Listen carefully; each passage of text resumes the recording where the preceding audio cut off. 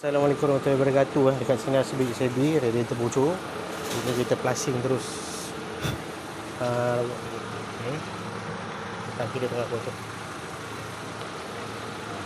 Tengok dia bocor kan. Nampak.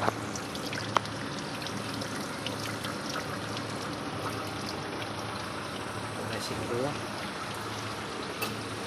Ini pun hose dia dah karat ni, nampak. Sebab dia tak pakai coolant.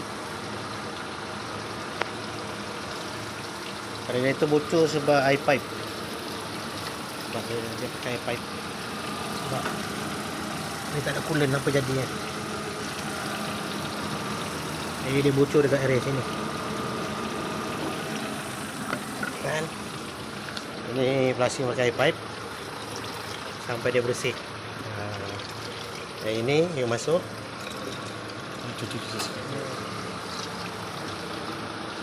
Jadi sebabkan air pipe ini termostat pun kita tak tahu apa jadi.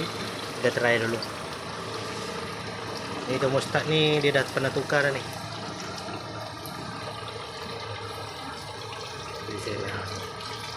Okey noh.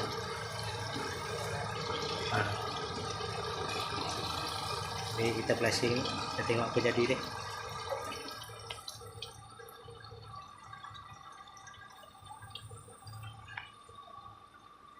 Jadi tangki tu kena cuci lah nanti.